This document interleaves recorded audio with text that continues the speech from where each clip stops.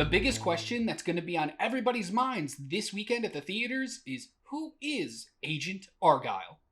And the answer is rather disappointing. I'm Adam. And I'm Emily. And this is Does It Hold Up's review of Argylle. This is the story of Ellie Conway, played by Bryce Dallas Howard, an author who writes spy novels. When her latest novel hits a little too close to home, she's going to be saved by a rogue agent, played by Sam Rockwell, who's going against the Division, a secret evil organization hell-bent on taking her down so she can't spill any more secrets. It's a spy movie, so that's exactly what you're gonna get. It's just like every other spy movie you've basically ever seen. If you've seen one twist in a spy movie, you've seen the 17,000 twists in this movie. Yes. This movie was directed by Matthew Vaughn, who you'll know from the Kingsman movies. The Kingsman, The Secret Service, The Kingsman Golden Circle, and The Kingsman from 2021. He has a very distinct style, which is no different in this movie. He brings that Matthew Vaughn feel to it, and unfortunately, this is probably his worst outing to date. I don't think a lot of what he did in this movie particularly worked very well. It was missing the kind of fun and joy that the Kingsman had. It definitely had the same visual style, especially with some fight scenes towards the end, but unfortunately it was missing something. Yeah, I just couldn't put my finger on it. The performances were all great. Bryce Dallas Howard and Sam Rockwell had a very interesting relationship in this movie, but their chemistry worked really well. That wasn't the problem. The visual style was pretty good. It was a pretty looking movie, even though the CGI at times was completely off, especially anything to do with the cat Elfie in the movie. Let's not talk about the cat. Let's not talk about it. But there's also times where you can tell that it was just shot on green screen and they didn't do they didn't composite it very well together. Yeah. And that's a big swing and a miss for Matthew Vaughn, whose visual style usually is very impressive. Which is something that I think I read into more as, are we supposed to believe what is happening is real or what is happening in her books? So I wonder if that was the style that he was either going for or if he's saying that he was going for now. But it doesn't really matter what he says or what he thinks he was going for. The movie doesn't tell us that. And True. We can only go off what the movie tells us. So that was a little bit of a problem. The performances were good. I think a lot of the side characters, the side actors, weren't utilized very well in this movie either. You had Bryan Cranston in the movie, and instead of giving him anything interesting to do, you just made him a mustache-twirling villain. And it was like, what are you doing here? Let this man cook a little. Let him actually do anything. They really wanted to make everyone as stereotypical to a spy movie as humanly possible. And once again, that works if you are doing it as if she's telling the story, because you get parts of it where she's talking for the characters in her book, and we're seeing that play out. And it's very, very noticeable where it's like, oh, this is every spy movie ever, but yes. Really badly done. But you keep that going throughout, and it just makes no sense for the real world. Yeah. Then you waste people like Catherine O'Hara, who is absolutely amazing in everything she does. And for some reason, you make her British in this movie, which I don't think worked very well, and you throw some twists out about her, and again, you just don't give her enough to do.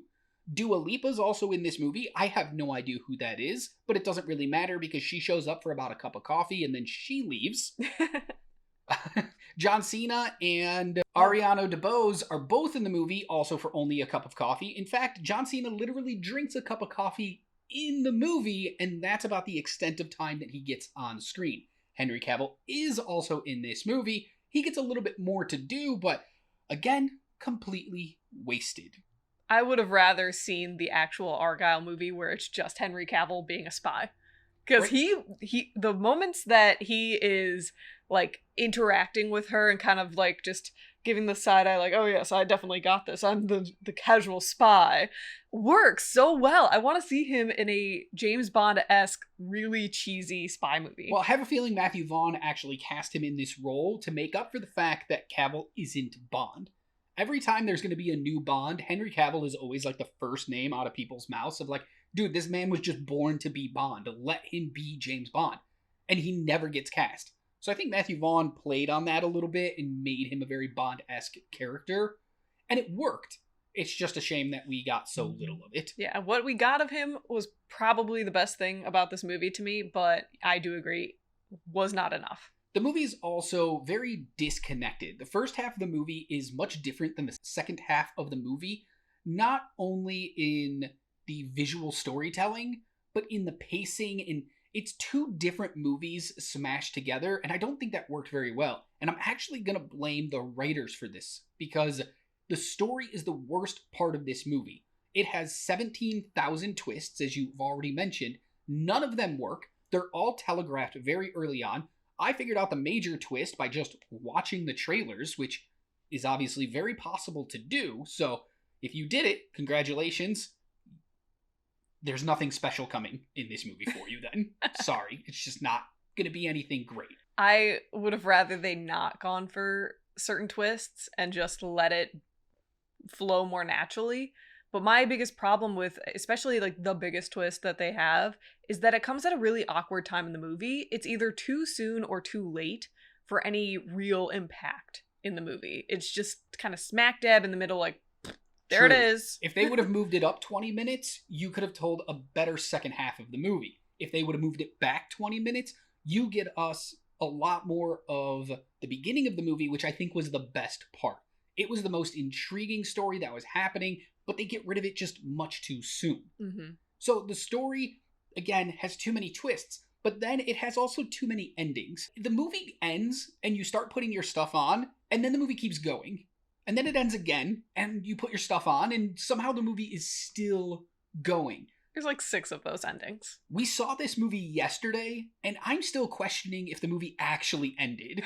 I'm not sure that what we saw was the end, and if we just left too early.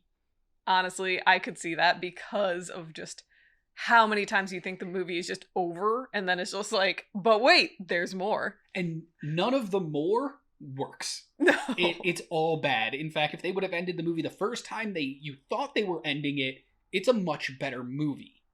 So, there is a mid-credit scene as well, which is absolutely confusing, and I'm not sure exactly what was trying to be said for it.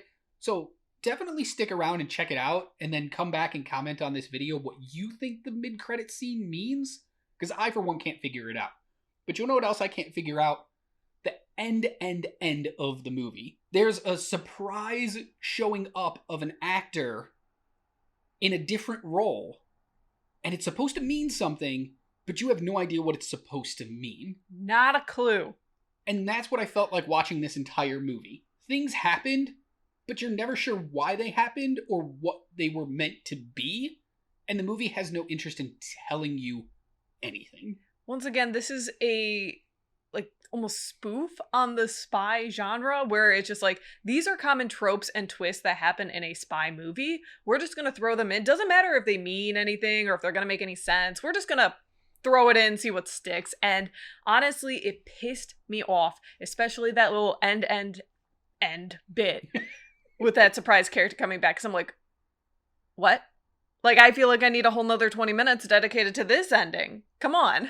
And I feel like he was trying to incorporate a lot of what he had done before, Matthew Vaughn, into this movie, but it just doesn't work with this story. So everything felt disjointed, disconnected, and overall, I just don't think the movie worked very well.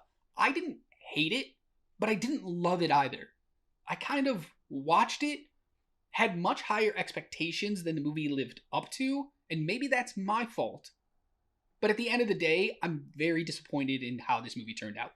I am too. This was my most anticipated movie of the year, but I was highly disappointed in that. And once again, it could be me. I had too many expectations of it going in, but it wasn't that great. It really wasn't. The best part of the movie is the first 40 minutes or so, and the performances across the board are very good, if very underused.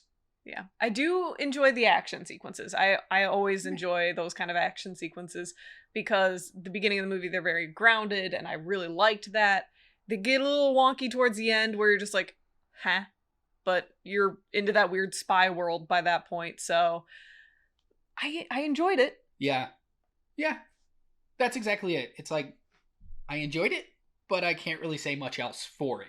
So, if I was giving you a recommendation, I would say skip this one and wait till it's streaming at home. What about you? Same. I honestly don't think it needs to be seen in the theater. Yeah. All right, let us know in the comments below if you plan on checking out Argylle, or if you've already seen it, what were your thoughts on it? We'll be back again on Tuesday with our normal box office roundup from this weekend. Will Argylle take number 1? Come back on Tuesday and find out. Until then, be good to yourself, be kind to others, and as always, keep watching movies. Bye!